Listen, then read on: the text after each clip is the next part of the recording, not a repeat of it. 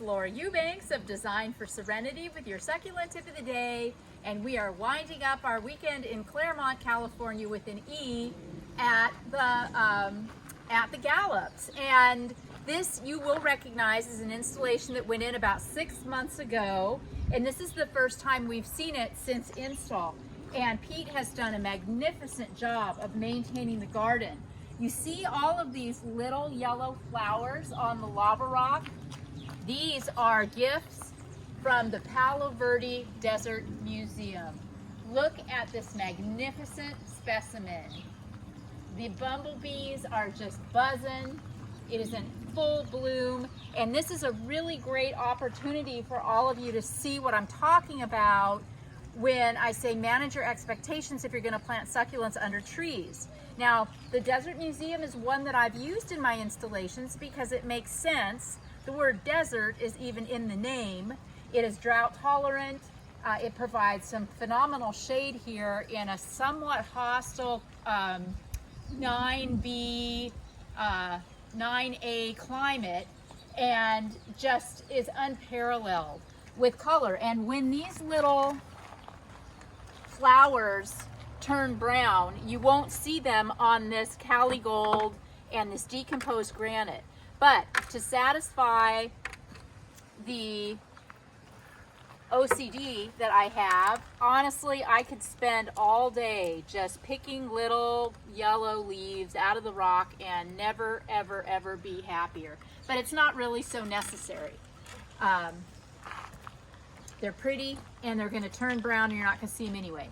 We have got a Kalanchoe mother of millions little tag along here in the groove of this Echinocactus grusonii. Look at that. Does not belong. So we'll ease her on out and plant her somewhere else that is not right up the spine of a barrel cactus.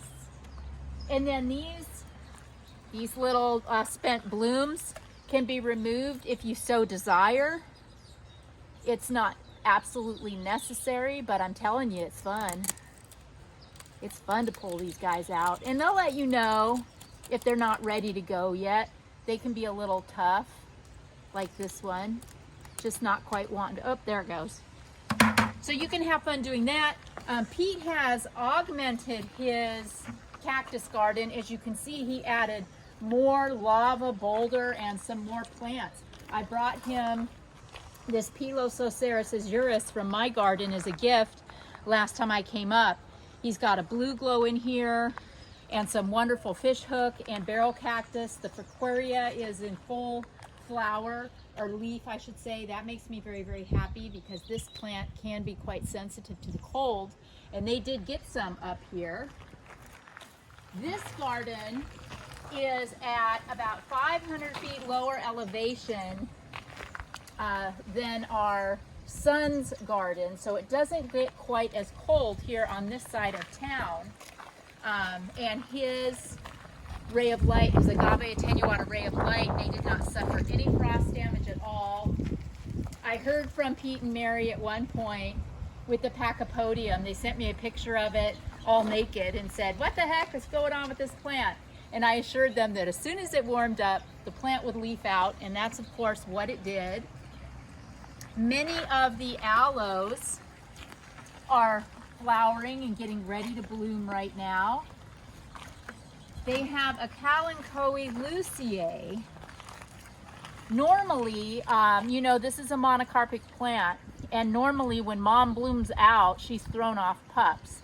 But this one appears to be sterile. What we're gonna do is we're not gonna pull the whole thing out of the ground.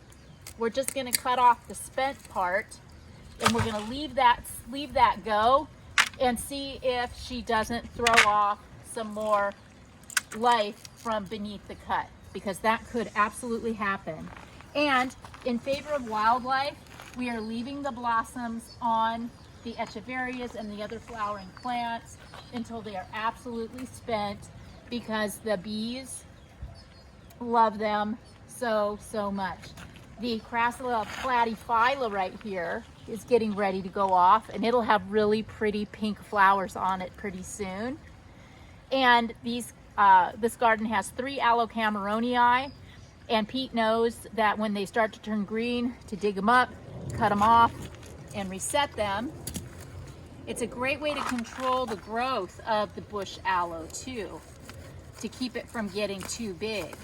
These were put in here as cuttings, and you can see that there isn't a whole lot of root. And it's not squishy, so there's no rot. So what I will do is just trim off these roots.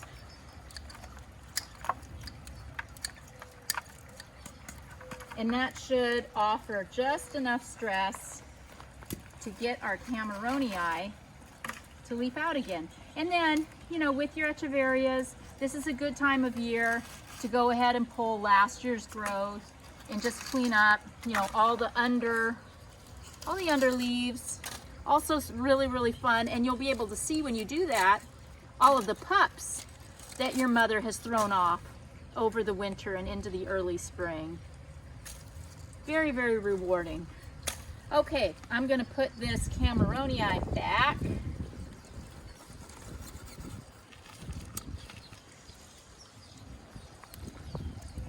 Pete had mentioned that this Crassula argentea sunset was starting to grow and get a little bigger than he would like. And I told him that this is a really good time of the year too, if you live here in the land of milk and honey, on the West Coast, in Southern California, or in other, you know, relatively desert and dry climates, to just pull the whole thing out.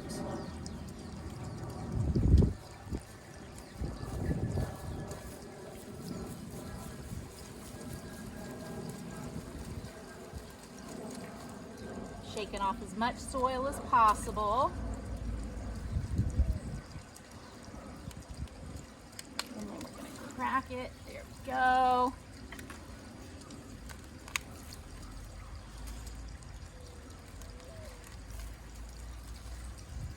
Leave all that good soil behind. Okay, then we'll gently push the soil back.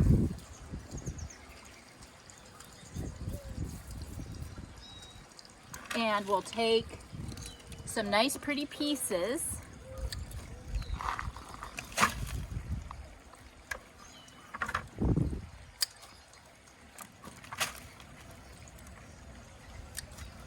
there we go. Now these roots and trunks, you could absolutely plant these somewhere else in the garden and you will get growth from beneath the cut in time. I just don't have that kind of patience. And this plant is so prolific here where we garden and live in Southern California that it's not necessary for me. I'm also going to take this Hunk O Cali Gold and cover up that dirt.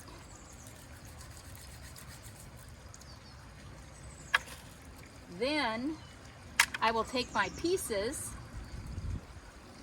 and I'll just stick them in the ground. And this is where that saying, if your succulent stands up, you've done your job. What's gonna happen to these plants now is they're just gonna continue to turn more yellow, and you know, with the stress, because there's nothing more stressful than having your head cut off. So they will continue to stress more and more, but they will stay much smaller, because it will take time for them to reestablish a root system. So this is the way we control height in the dedicated succulent tapestry garden. Remember, we are not here as collectors. We're not here to see how big things can get. We're here to keep the overall garden looking like a beautiful picture. Oh, this feels so good, lifting those skirts. Oh man, you're all so jealous, I know. You're gonna go run outside and do this, aren't you? You're gonna do it. And you will think of me and you'll say, she was right, this is really fun. It does feel so great to groom these plants. And you know, in a garden the size of Pete and Mary's, you could spend an hour every day 30 in the morning and 30 in the evening, or, you know, just an hour all at once, and you could have a completely dialed in gardening space. It's really hard to limit myself to just an hour in my garden. And yeah, you can, you know, just keep on pushing around the little rocks. Oh yeah, there. Yeah, that looks great. Thank you so much for indulging me. That was way fun. And this variegated needles and strings agave filamentosa is about the coolest agave. We're going to be breaking ground on a project in Sunset Cliffs in San Diego in a couple of weeks, and she's got a relatively mature one in her garden. This is a phenomenally beautiful plant. And these Echeveria Lola came with the property. Those Pete and Mary had in that vase for many years, and they were so spectacular that I just let it ride. And then here's some more of that Echeveria elegans that we saw at John and Mary Ann's house that does so well here in Claremont that I can't seem to get my hands on down in San Diego. So I took some home with me last year from John's, and it's doing all right. We'll see how it goes, but they grow like weeds up here. And here is Mangave Lavender Lady. Absolute perfection, not showing any ill effects of rain whatsoever, or freeze, or heat, or anything else. And the Ruchia, which we noticed at John's, wasn't really blooming yet. You guys that live up here in the LA area, what's your experience with Ruchia? Because in San Diego, ours have been blooming now for the last week or so. But I've noticed up here, they're just not quite going off yet. All right. Yep. Everything looks so good. This aloe ferox in the urn is kind of a temporary situation. I wanted to be able to cover up the valves against the house, and I wanted to cheat and get a couple feet of extra height, thus planting it in the urn. In time, we will transfer that into the ground. But I'm hoping that next year they will get a bloom, because it is spectacular for sure. And then there's the beautiful, beautiful fountain. Was this, what was this, honey onyx? Mexican gold. Mexican gold. Oh man. That's a showstopper, isn't it? What a beautiful, beautiful thing. Much prettier in the sunlight. Pete says it's much prettier in the sunlight, but it's pretty gorgeous right now too. Yeah, this is just a fabulous, fabulous garden. And remember, with Portulacaria, this is the minima.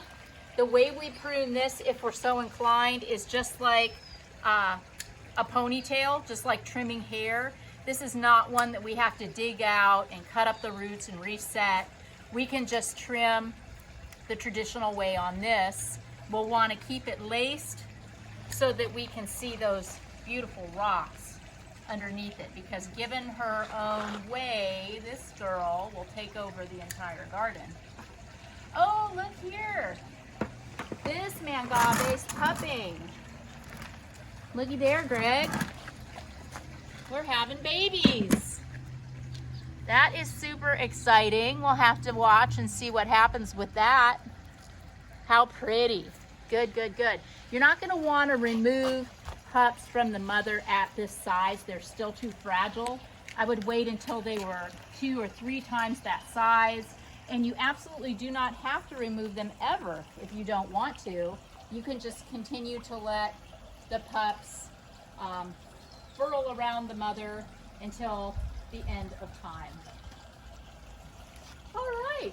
Well, we certainly appreciate you coming along with us up to Los Angeles.